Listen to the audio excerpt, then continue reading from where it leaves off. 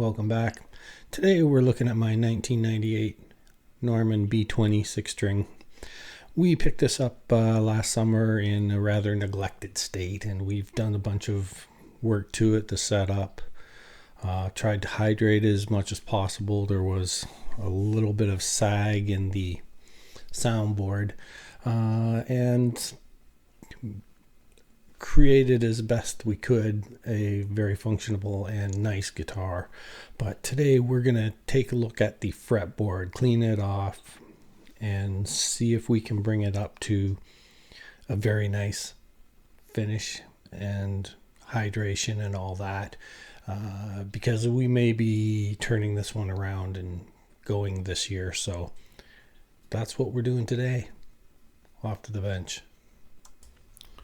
So please excuse the burbling in the background, but we have the hydrator going because it's mid-January and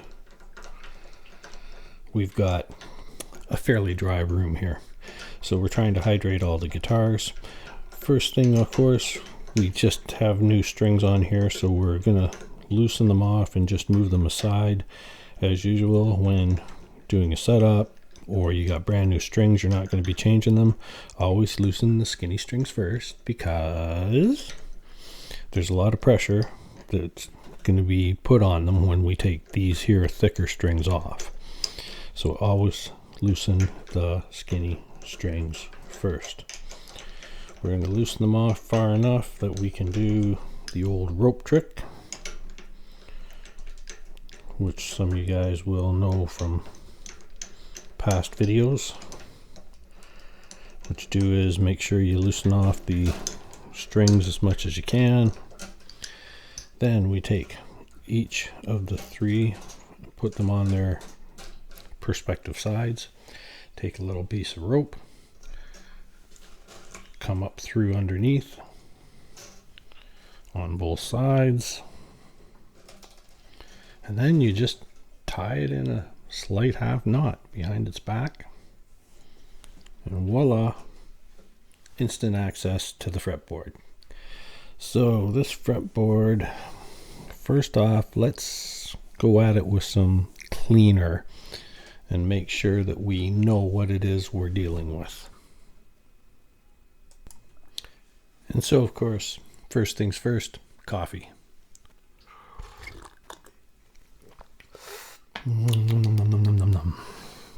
And we take some of our guitar cleaner, just the same cleaner that you use on the body of the guitar, because we will probably be re-oiling this afterwards. But first thing we want to do is clean it all off, make sure we know what it is that we're dealing with. As I say, this particular guitar was neglected somewhat when we got it. Since then we cleaned it up as best we could.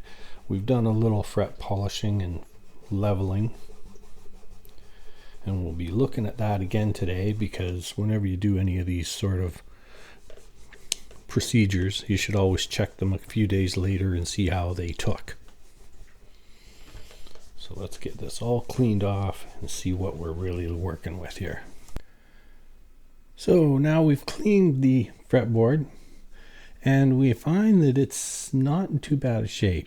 It's a little rougher on the lower side of the fretboard, left-handed, so down by the skinny strings, but I believe it's just the actual rosewood itself tends to have more grain, or deeper, thicker, larger hold grain at the lower side. So I was thinking of sanding it down, but I don't think I'm going to bother. And with that, even after cleaning it with that cleaner, it still seems to have enough moisture in it. It doesn't look dried out, so I don't think we're going to bother with that. So that is actually a good thing. Now I've gone over the frets, and they are all very well, until you get down into these ones that are over the body, that you don't really play in those anyways. There's a little bit of sharpness on some of the edges of those, but it's not that important. Up here where you play, that's the main ends that you want to make sure are smooth. And there's no real fret wear on it. So now let's check for level. And to check the levelness, all we're going to do is get our flat straight edge here. Make sure you get on top of 3 frets and then try and rock. Cannot rock, everything's flat. Cannot rock. Gonna check a couple. Okay. Well, good and flat. If any of them are high, what you'll notice is that you get a little click click when you try and rock it. We've already gone over this one. Good. Okay. There's a little bit of rock there, which means this here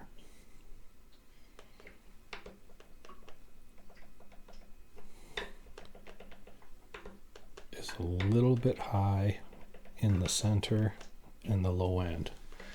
So what we're going to do is get our file. So it's the 7th fret.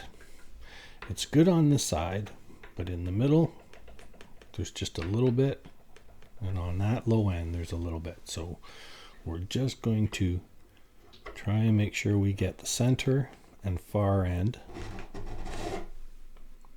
and we're just going to give it a couple of swipes and check it again. See, now down at the end we're good.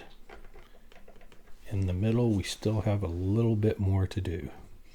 Now frets are radiused. They go with the curvature of the fretboard.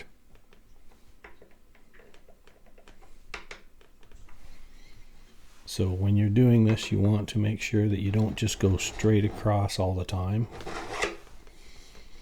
because you're going to make a flat spot. 1 more, 2 more swipes just in the middle.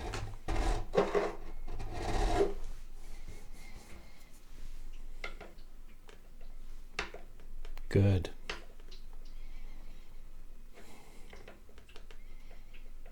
Oh, there's, once you get so far, you're going to have to get to the skinny part. Now this one, same thing, just in the middle.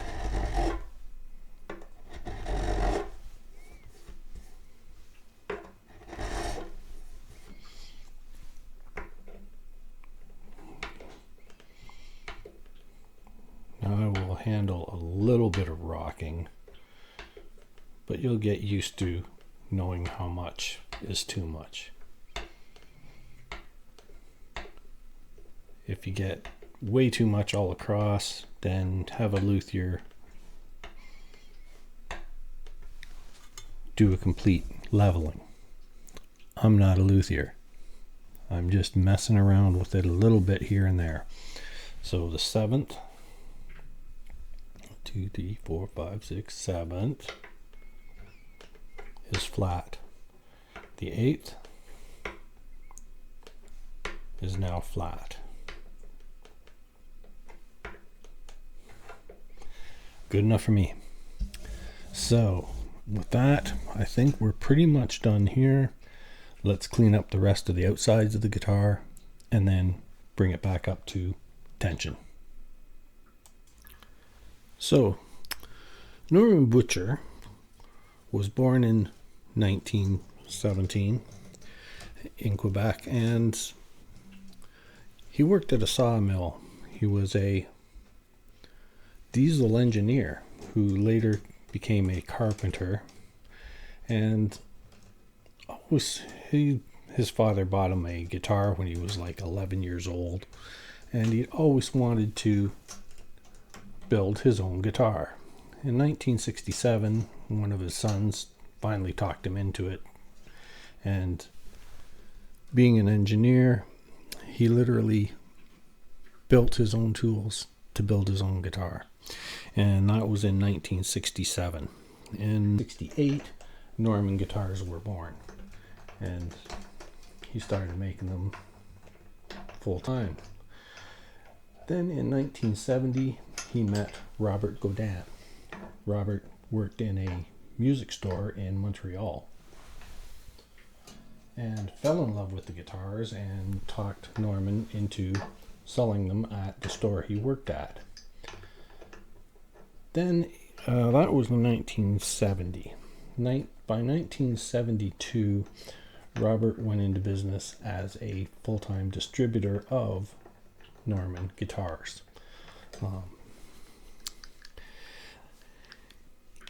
In 1980, there was a fire that completely demolished the factory, but Norman, he was 63 at the time, but he still had the place rebuilt and back in production within about 6 months.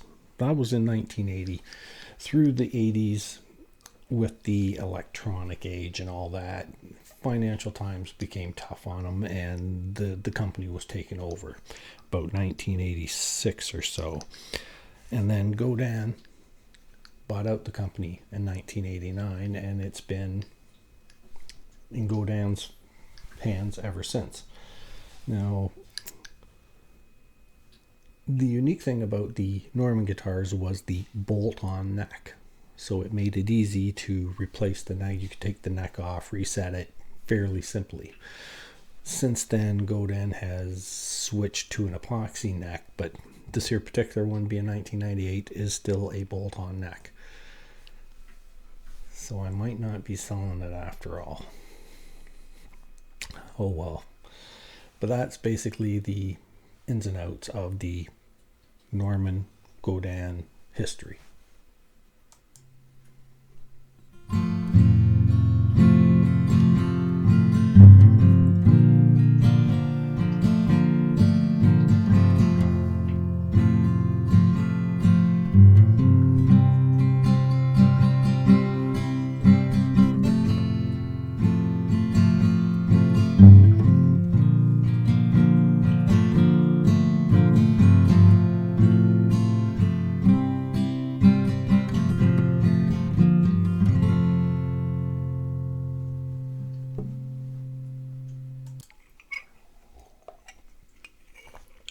So there we have it.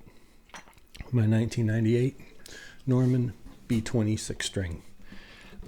Solid spruce top, laminated wild cherry sides and back, silver maple neck, rosewood fretboard and bridge, spruce bracing, tusk nut and saddle.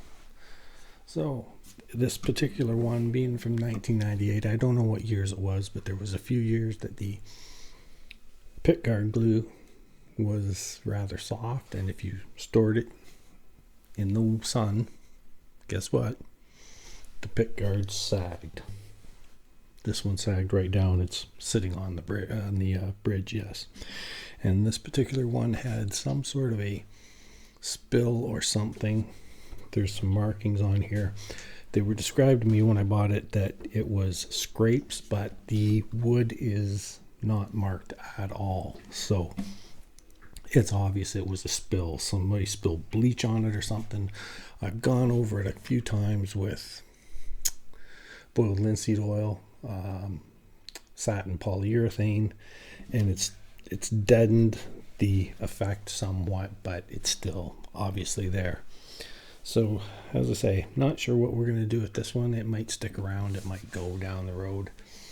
With it being the bolt-on neck from 1998, I have a feeling it may stay around.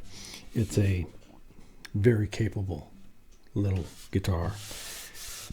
And even with the slight sag of the sound hole, I've got it set up so that the action is like 1.5 to 1.75 all the way across. I do light finger picking, so that's where I want it, because I also have carpal tunnel, so it makes it easier to fret. With that, I guess that's it for today. Thanks for watching. Please share, like, subscribe, leave a comment below, check out the other videos on my channel, and remember, I'm not a luthier, just an old guy with too much time on my hands. So with that, we'll catch you next time. Bye now.